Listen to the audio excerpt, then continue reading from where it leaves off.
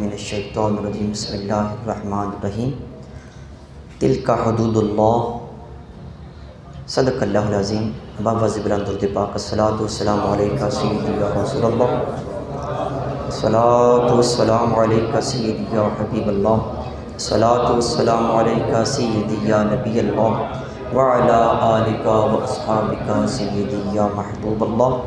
تنم فرسود جاں پاراز ہجراں یا رسول اللہ دلم پی مردہ آواراز اسیاں یا رسول اللہ ذکر دا خیش حیرانم سیاشد روز اسیانم پشیمانم پشیمانم پشیمان یا رسول اللہ چون بازو بے شفاعت را کشائی بر گناہ گاراں مکن محروم جامی را در آجا یا رسول اللہ چون صبح من گزر آری من مسکین ناداری فدائے نقش نالینت کو نم جائیں یا رسول اللہ فدائے نقش نالینت کو نم جائیں یا رسول اللہ فدائے نقش نالینت کو نم جائیں یا رسول اللہ گناہ گارم سہکارم شفاعت یا رسول اللہ خراب و خستہ و خارم شفاعت یا رسول اللہ تو غنی از ہر دو عالم مم فقیر روز محشر عذر ہائے مم پذیر گر تمی بینی حسابم ناگزیر از نگاہ مصطفیٰ پنہاں بگیر میری زندگی کا مقصد تیرے دن کی سرفرازی میں اسی لیے مسلمان میں اسی لیے نمازی میرے نہایت واجب الاحترام عزیز بزرگوں دوستوں آج اس جمعۃ المبارک پر ایک انتہائی اہم موضوع جو کہ میری کوشش ہوتی ہے کہ رمضان مبارک میں یہ میں موضوع ضرور لوگوں کو سناؤں کیونکہ اس کے بارے میں ہماری غفلتیں بہت حد تک بڑھ چکی ہیں میری مراد مالی وراثت مالی وراثت اس کو کہتے ہیں جب کوئی بندہ فوت ہو جائے تو اس کا بچا ہوا جو مال ہے وہ مالی وراثت ہے بندہ زندہ ہو تو اس کی وراثت نہیں ہوتی ہے زندہ بندہ کسی کو کوئی دے گا وہ گفٹ ہوتا ہے تحفہ ہوتا ہے بندہ فوت ہو جائے فوت ہونے کے بعد اس کی جتنی بھی جائیداد ہے وہ رشتہ داروں میں تقسیم کرنا اس کو مالی وراثت کہتے ہیں مالی وراثت عزیز سامعین محترم اللہ تعالیٰ نے خود اس کے احکام بیان کیے میں نے پہلے یہ بات عرض کی تھی دولت اور تقسیم دولت کی جب باری آئی جب نماز کا ذکر آیا اللہ نے تفصیلی طور پر ڈیٹیلڈ اس کے مسائل قرآن میں بیان نہیں کیے روزے کے مسائل قرآن پاک میں تفصیلی بیان نہیں ہے حج کے مسائل تفصیلی بیان نہیں ہے لیکن جب دولت اور تقسیم دولت کی باری آئے یعنی ویلتھ اور ڈسٹریبیوشن آف ویلتھ کی باری آئے اس وقت اللہ تعالیٰ نے ڈائریکٹ قرآن پاک میں خود سارے مسائل بیان کیے کیوں کہ ان کا تعلق معاشرے کی بگاڑ کے ساتھ ہے آج جہاں بھی دولت تقسیم دولت کی باری آتی لوگ آپے سے باہر ہو جاتے ہیں تو اللہ تعالیٰ نے خود احکام وراثت بیان کیے ڈیٹیل کے ساتھ جب بیان کر لیے تو وہاں اللہ تعالیٰ ارشاد فرماتا ہے کہ جب یہ تم تقسیم کرنے لگو فرمایا آباؤکم و ابناؤکم لا تدرون ایہم اقرب لکم نفع کہ تمہارے باپ تمہارے بیٹے تمہیں معلوم نہیں کہ ان میں کون تمہیں زیادہ نفع دے گا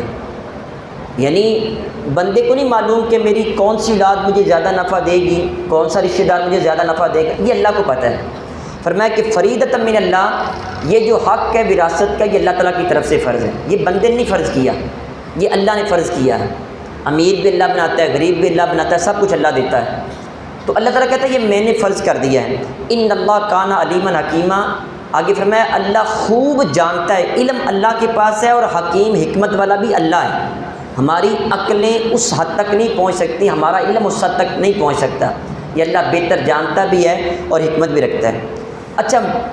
ڈیٹیل مسائل بیان کرنے کے بعد اینڈ کے اوپر جو اللہ تعالیٰ نے ارشاد فرمایا اگر ان آیات کی تفصیل میں جائیں تو گھنٹوں گفتگو درکار ہے ہم مسائل کی طرف نہیں اس کی اہمیت کی طرف جا رکھے ہیں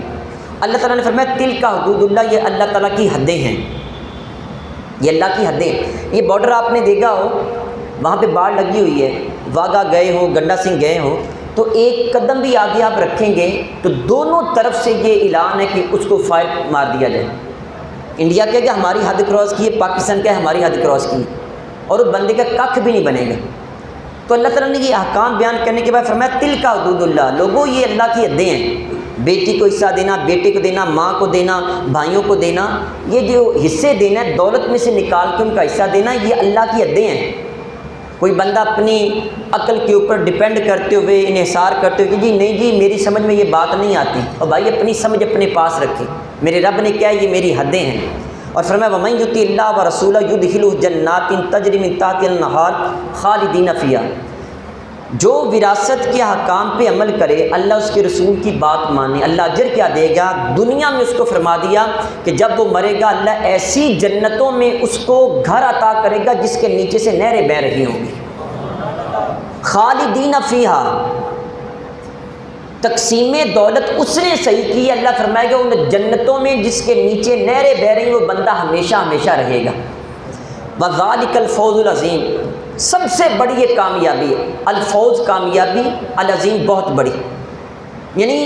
یہ گریٹسٹ سکسیس ہے، بندے کی بہت بڑی کامیابی ہے۔ جو بندہ لوگوں میں ان کا حق دے دے تو اللہ کی طرف سے اس کو کامیابی مل جائے گی، لیکن جو شخص نہ دے، فرمایا من یعص اللہ ورسولہ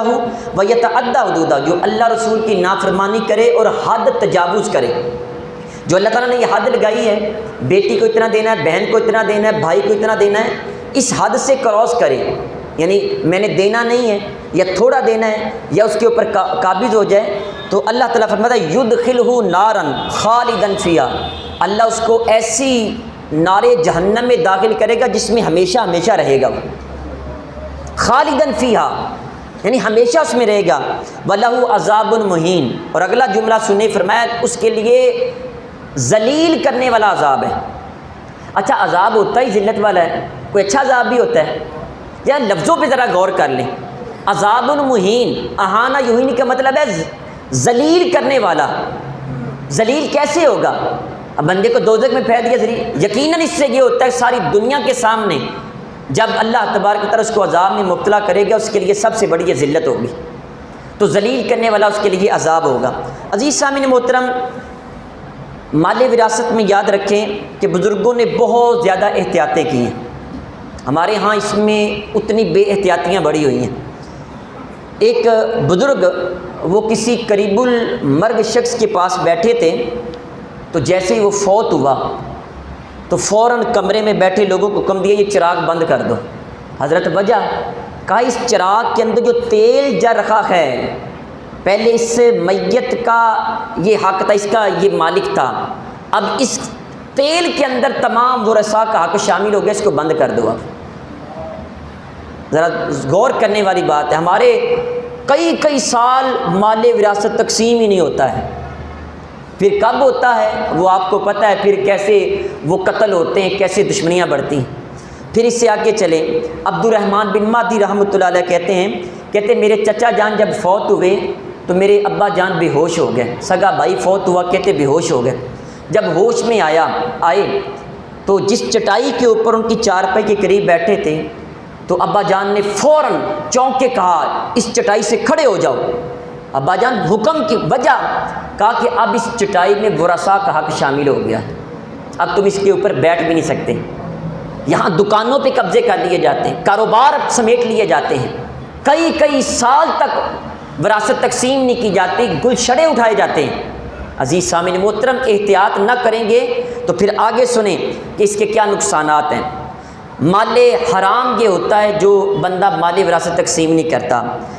یہ مال کھانے والا ظالم قرار پایا ہے، پھر بد دعائیں اس کو ملتی ہیں، مظلوم کی دعا اللہ کی بارگاہ میں قبول ہوتی ہے۔ لوگ کہتے ہیں کہ گاڑیوں پہ جھومتے ہیں اور کوٹھیوں میں رہتے ہیں لیکن دلی سکون نہیں، اتنی گولیاں صبح اتنی شام کو، بھائی بہن کا حصہ دیا تھا، وہ بھائی کا حصہ دیا تھا، ماں کا حصہ دیا تھا، بیوی کا حصہ دیا تھا، بچوں کا حصہ دیا تھا۔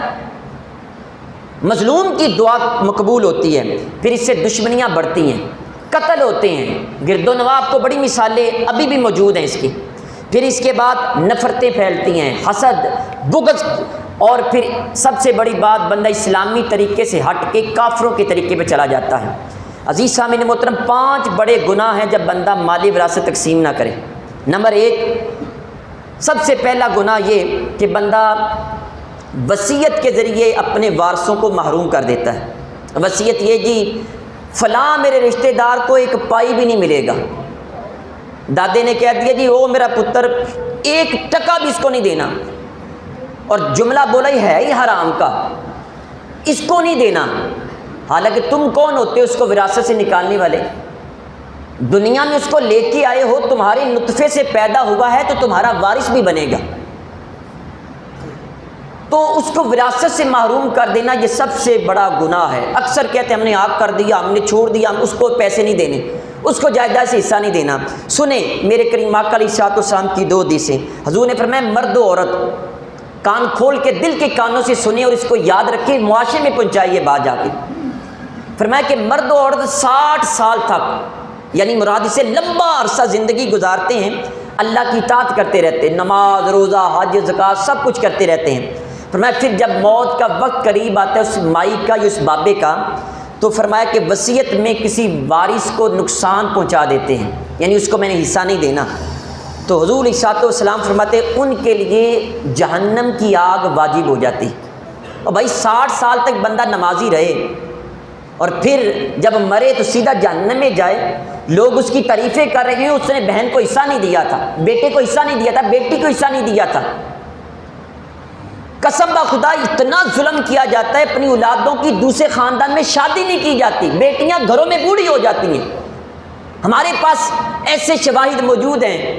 کہ جن ظالموں نے بیٹیاں جوان کر کے بڑھاپے میں پہنچا کے قبروں میں پہنچا دی، اگر شادی کی تو وراثت تقسیم کرنی پڑے گی۔ ایسے ظالم موجود ہیں، اسی پاکستان میں موجود ہیں۔ تو جس نے وصیت کے ذریعے یہ اس کو ایک پائی نہیں دینی، 60 سال بھی عبادت کرتا رہے جہنم میں جائے گا۔ اس سے آگے سنیں دوسری روایت، حضور علیہ الصلوۃ والسلام نے فرمایا کوئی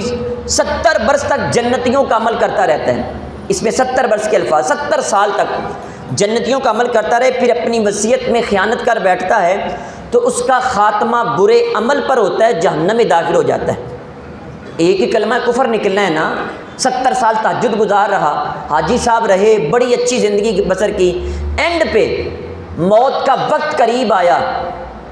اور سامنے دیکھا موت کا فرشتہ، جان نکل نہیں رہی، بندہ خود اپنے گلے میں پھندا ڈال کے جھوم جائے، وہ حرام کی موت مرا ہے، جہنم میں جائے گا، عمل ہی برا ہو جائے، خاتمہ بالایمان نہ برا خاتمہ ہو جاتا ہے۔ پھر فرمایا کہ بندہ 70 سال تک جہنمیوں جیسے عمل کرتا ہے، شرابی کبابی سب کچھ گناہ کرتا ہے، لیکن وراثت میں اپنی وصیت کرتے ہوئے کسی کو نقصان نہیں پہنچایا، اینڈ پہ یہی کہا یار جس کا جتنا حصہ بنتا ہے اس کو ضرور ملے گا، میرے مرنے کے بعد ملے گا، کسی کو نقصان نہیں پہنچایا۔ حضور علیہ الصلوۃ والسلام فرماتے اس کا خاتمہ اچھے عمل پہ ہوتا ہے، وہ جنت میں چلا جاتا ہے۔ یار یہ تقسیم دولت جو ہے یہ اسلام کا بنیادی رکن ہے، ایک پورے معاشرے کی بگاڑ اسی سے پیدا ہوتی ہے جب تقسیم دولت میں ہم غلطی کرتے ہیں۔ پھر عزیز سامعین محترم، پہلا گناہ وصیت میں، دوسرا گناہ کہ جو لوگ وراثت کے مستحق ہوتے ہیں ان کو حصہ نہ دینا۔ کبھی یہ جہالت کی وجہ سے ہوتا ہے، یہ پتہ نہیں ہوتا، کبھی سستی اور کاہلی غفلت کی وجہ سے، اور کبھی جان بوجھ کے ظلم کی وجہ سے کسی کا حق بنتا ہے ہم دیتے نہیں ہیں۔ مثلا بہن کا حصہ بنتا ہے، بھائی کا بنتا ہے، بعض دفعہ نانی کا، دادی کا، دادے کا، بعض دفعہ ماں کا حصہ بنتا ہے نہیں دیتے، والدین کا حصہ بنتا ہے نہیں دیتے، کیونکہ شرعی رہنمائی تو لیتے نہیں۔ اچھا ہمارے ہاں تقسیم دولت وراثت تقسیم کرنے کا طریقہ پتہ کیا ہوتا ہے؟ وہ دادا یا نانی کوئی بیٹھ جاتی ہے، مسواک ہاتھ میں پکڑ لیتے ہیں، اچھا یہ اتنا حصہ نا فلاں میرے پتر کا ہے، یہ والی دکان میں نے اس فلاں بیٹے کو دی، بولنا نہیں کسی نے، اگر کوئی بولا نا تو پھر میری طرف سے وہ فارغ ہے، میں ناراض ہوں۔ بھائی تیرے ناراض ہونے سے کیا بنتا ہے جب رب تجھ سے ناراض ہو جائے؟ آپ کون ہوتے تقسیم کرنے والے؟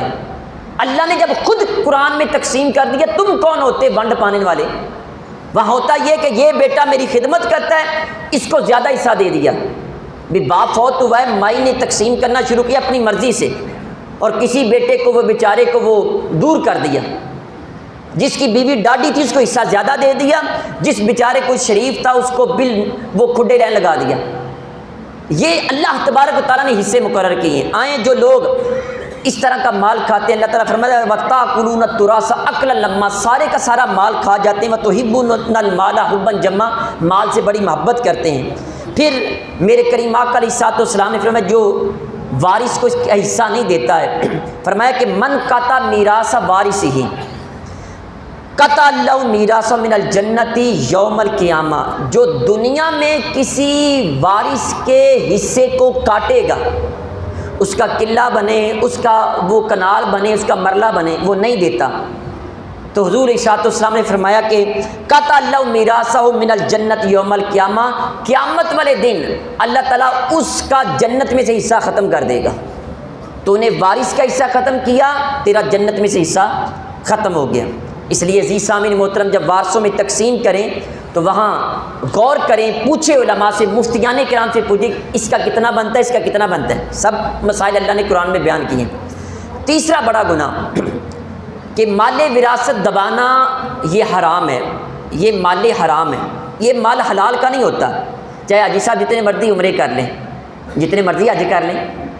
جب مال ہی وہ حلال نہیں ہے۔ اچھا، حرام مال سے بندہ چوری کرے اور مسجد میں لاکھ روپیہ دے دے، قبول ہو جائے گا؟ یہ تو بالکل مثال ایسے ہے کہ بندہ کتے کے گلے کے اوپر بسم اللہ یا اللہ اکبر کہہ کے چھری پھیر دے، تو کیا اس طرح وہ کتا حلال ہو جائے گا بسم اللہ اللہ اکبر کہنے سے؟ مالی حرام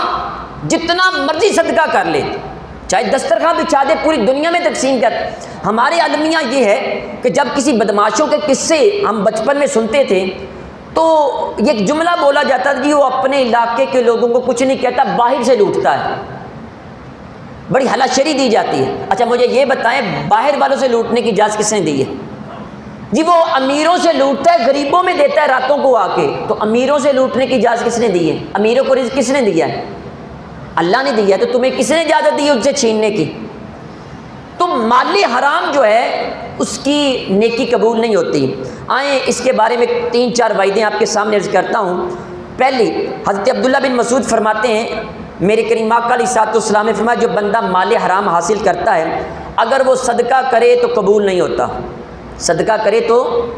مسجد بنا دے، مدرسہ بنا دے، دسترخوان لگوا دے، غریبوں میں دے دے، بیٹیوں کی شادیاں کروا دے غریبوں کی، کچھ بھی کرے، یہ صدقہ ہے، صدقہ قبول نہیں ہوتا۔ نمبر 2، اگر خرچ کرے تو اس میں برکت نہیں ہوتی ہے۔ لاکھوں کروڑوں روپے کا کاروبار ہے، کئی فیکٹریاں ہیں، پریشان پھر بھی ہے یار، پیسے جڑتے نہیں ہیں، پتہ نہیں کہاں چلے جاتے ہیں، مال میں برکت ختم ہو جاتی ہے۔ اور پھر فرمایا اور اب بعد چھوڑ کر مرے گا تو جہنم جانے کا سامان ہوگا۔ بندہ 10 کروڑ روپیہ چھوڑ کے مرا ہے، بہنوں کا حصہ نہیں دیا تھا، کسی کو وصیت سے محروم کر دیا تھا، اب وہ مرا ہے، وہ 10 کروڑ، ہم تو پیچھے سے پیسہ وہ جنت جانے کا سبب کرتے ہیں، یہ باپ مرا ہے اس کے نام کا لاکھ روپیہ مسجد میں دے دیں، لیکن یاد رکھیں وہ جتنا 10 کروڑ چھوڑ کے گیا ہے مال حرام ہے، وہ جہنم میں جانے کا سامان ہے، نیکیاں ہوگی بھی تو قبول نہیں ہوگی، پیچھے مال حرام تو چھوڑ کے گیا ہے، جہنم کا سامان پیچھے چھوڑ کے گیا ہے۔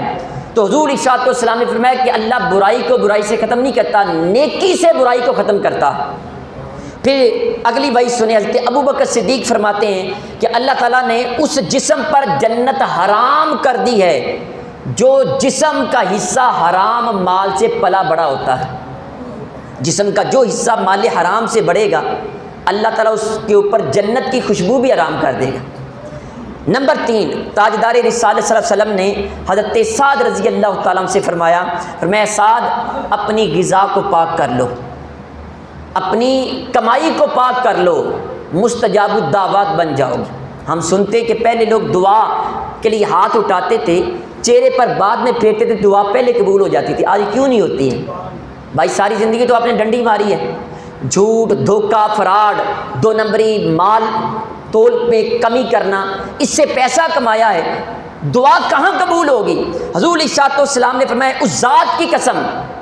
کریم آقا علیہ الصلوۃ والسلام قسم اٹھا رہے، فرمایا اس ذات کی قسم جس کے قبضہ قدرت میں مجھ محمد صلی اللہ علیہ وسلم کی جان ہے، فرمایا بندہ حرام کا لقمہ اپنے پیٹ میں ڈالتا ہے تو 40 دن تک اللہ تعالیٰ اس کے عمل قبول نہیں فرماتا ہے۔ کتنے دن تک جی؟ پورے روزے چاہے جتنی مرضی تہجد پڑھ لے، 40 دن تک حرام کا لقمہ کھانے سے اللہ عمل قبول نہیں کرتا۔ اور فرمایا جس بندے کا گوشت حرام سے پلا بڑا ہو اس کے لیے آگ زیادہ بہتر ہے جہنم کی۔ پھر چوتھی وحی سنیں، حضرت ابو ہریرہ رضی اللہ تعالیٰ سے مروی ہے، حضور علیہ الصلوۃ والسلام نے فرمایا ایک بندہ لمبا سفر کرتا ہے اور اس کے بال پرا گندہ ہیں، بدن غبار آلود ہے، اور وہ اپنے ہاتھ آسمان کی طرف اٹھا کے کہتا ہے یا ربی یا ربی، یا اللہ مجھے یہ بھی دے یہ بھی دے، حالانکہ سرکار فرماتے اس کا کھانا حرام کا، اس کا پینا حرام کا، اس کا لباس حرام کا، اس کی غذا حرام کی، پھر بھی وہ اللہ تعالیٰ سے مانگ رہا ہے۔ مسافر کی دعا قبول ہوتی ہے، لمبا سفر کر کے جائے اور دعا کرے تو سارا کچھ تو حرام کا، کپڑے بھی، کھانا بھی، پانی بھی، غذا بھی، سب کچھ حرام کی، اللہ کہاں سے قبول فرمائے گا؟ عزیز سامعین محترم، چوتھا بڑا گناہ مال وراثت تقسیم نہ کرنے میں کون سا ہوتا ہے؟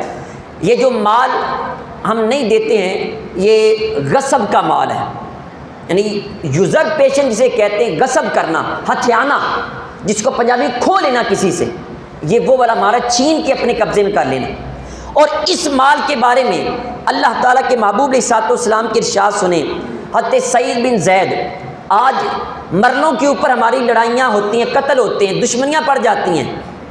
ہم انسانیت کے درجے سے بھی نیچے آ جاتے ہیں، اور مسلمان تو کسی کافر کے اوپر بھی ظلم نہیں کرتا ہے، اپنے بھائیوں کے گلے کاٹنا شروع ہو جاتے ہیں، انہی کی لاشیں گرانا شروع ہو جاتے ہیں۔ وجہ کیا بنتی ہے؟ زمینوں پہ قبضے کیے جاتے ہیں۔ آئیں میں آپ کے سامنے عرض کروں، حضرت سعید بن زید رضی اللہ تعالیٰ عنہ کی روایت سنیں، حضور علیہ السلام نے فرمایا جس نے بالشت برابر زمین ناحق کو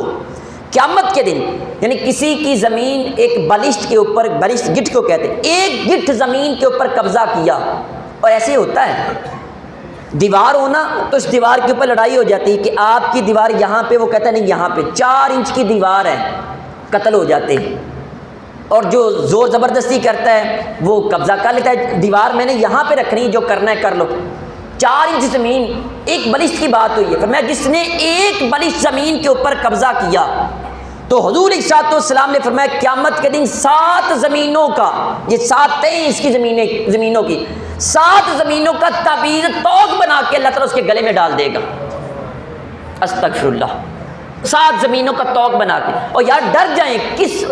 زندگی کی بات کرتے ہیں، سانس اندر چلا جائے باہر نہ آئے تو بندے کا کوئی پتہ نہیں ہے، یہاں سے اٹھ کے پتہ نہیں گھر جانا ہے یا نہیں جانا ہے، بندے کی سانسوں کا کیا بھروسہ ہے، یہ سانسوں کی مالا کبھی بھی ٹوٹ سکتی ہے۔ تم زمین پہ قبضہ کر کے کہتے ہو اپنی اولاد کو خوش کرنا ہے، یاد رکھے میری بات، وہ اولاد تمہارے گلے میں صافہ ڈالے گی قیامت والے دن۔ ابا ہمیں حرام کا مال دے کے گیا تھا،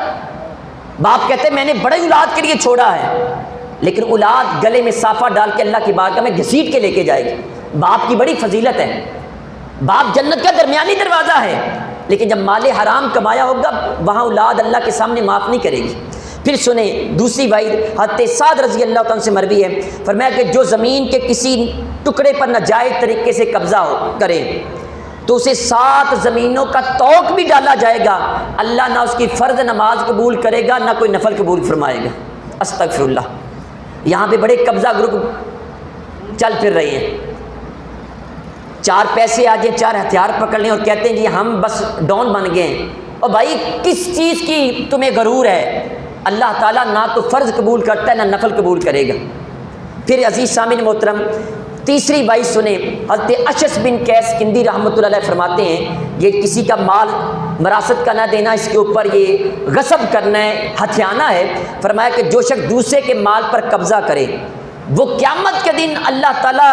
سے اس حالت میں ملے گا کہ پورے جسم پر کوڑ پھیلا ہوا ہوگا۔ کوڑ کی بیماری کے لیے جلد خراب ہو جاتی ہے بندے کی، بعض دفعہ سے سمیل بھی شروع ہو جاتی ہے، جسم سوکھ جاتا ہے۔ دنیا میں تو بڑا خوبصورت تھا، اتنا بڑا قد تھا، جوان تھا، سب کچھ تھا، لیکن اب قیامت والے دن دیکھیں گے یہ کیا ہو گیا، جسم پہ کوڑ چلا ہوا ہے۔ پتہ چلے گا دنیا میں اس نے سگی بہن کا حصہ نہیں دیا تھا، فلاں کا اس نے حصہ نہیں دیا تھا، حج بھی کیے، سب کچھ کیا تھا، لیکن یہ کوڑ کی بیماری اس کو لگی ہوگی، پھر اللہ کی بارگاہ میں حاضر ہوگا۔ پھر عزیز سامعین محترم 5واں بڑا گناہ سنیں، وہ بہت ہی بڑا گھناؤنا گناہ ہے کہ یتیموں کو ان کی وراثت سے محروم کر دیا جاتا ہے۔ سگا بھائی فوت ہو جائے تو اکثر ایسے ہوتا ہے کہ دوسرے بھائیوں کی لاٹری نکل آتی ہے، بس اب یہ بھائی کاروبار تھا، بچے بھی چھوٹے ہیں، یتیم ہیں، نابالغ ہیں، نابالغ بچے وہ یتیم ہوتے ہیں، باپ فوت ہو جائے تو وہ کہتے ہیں جی اب کاروبار سارا ہمارا آ گیا۔ اب اس معاملے میں جو یتیموں کا مال کھاتے ہیں اور بھائی کے کاروبار سے عروج پا لیا، بیٹوں کو نہ اس وقت حصہ دیا نہ بعد میں حصہ دیا، اپنی جائیدادیں بنا لی، تو وہ جتنا بھی مال انہوں نے اس سے پروفٹ حاصل کیا تو یاد رکھے یہ مال حرام ہے ان کے لیے، حلال مال نہیں ہے وہ۔ آئیں یتیموں کے بارے میں اللہ قرآن میں کیا فرماتا ہے؟ فرمایا ان الذین یاکلون اموال الیتامی ظلما، بے شک وہ لوگ جو یتیموں کا مال ظلم سے کماتے ہیں۔ یہ وہی قرآن ہے جو تراویحوں میں پڑھتے ہیں، یہ وہی قرآن جو الماریوں میں پڑھا ہے، کچی پکی روٹی کی بات نہیں کر رہا۔ افسوس کہ ہم نے صرف جنت کی خوشخبریاں سنی آج تک، ہم نے یہی سنا ہے کہ مولوی صاحب آئیں گے، جمعۃ الوداع ہوگا، کچھ جنت کی بشارتیں دیں گے اور ہم سیدھے جنت میں چلے جائیں گے۔ ایک روزہ افطار کروایا، سیدھا جنت میں چلے گئے۔ میں اس کے انکار نہیں کر رہا، نہ مذاق اڑا رکھا ہوں، میں ریالٹی کو بیان کر رکھا ہوں۔ اور بھائی اللہ تعالیٰ نے جتنے احکامات ہیں ان پہ جب تک عمل نہیں کرو گے اللہ راضی نہیں ہوگا۔ یہ نہیں ایک پہلو اپنی مرضی سے تم اس کو اچھا کر لو، دوسرے کو تم ختم کر دو، ایسا اسلام نہیں ہے، ادھورا اسلام نہیں ہے ہمارا مکمل اسلام ہے۔ اللہ نے فرمایا بے شک وہ لوگ جو یتیموں کا مال ظلم کی وجہ سے کھاتے ہیں، ظلم کر کے کھاتے ہیں، انما یاکلون فی بطونہم نارا، وہ مال نہیں کھا رہے، وہ اپنے پیٹوں میں آگ جمع کر رکھے ہیں، آگ جمع کر رکھے ہیں۔ وَسَيَصْلَوْنَ سَعِيرًا، اور یہاں مال آگ جمع، ان قریب بھڑکتی ہوئی آگ میں وہ جائیں گے۔ حضور صلی اللہ علیہ وآلہ وسلم نے، حضرت ابو برزہ کہتے کہ سرکار نے فرمایا قیامت کا دن ہوگا، کچھ لوگ ایسے ہوں گے کہ ان کے منہ سے آگ نکل رہی ہوگی۔ تو عرض کیا کہ حضور وہ کون سے لوگ ہیں جن کے منہ سے آگ نکل رہی ہوگی؟ سرکار نے فرمایا یہ قرآن میں پڑھا نہیں ہے، ان الذین یاکلون اموال الیتامی ظلما، جو یتیموں کا مال ظلم سے کھاتے منہ میں آگ بھر رکھے، جو دنیا میں آگ کھاتے رکھے ہیں، قیامت کے دن وہ آگ منہ سے نکل رہی ہوگی۔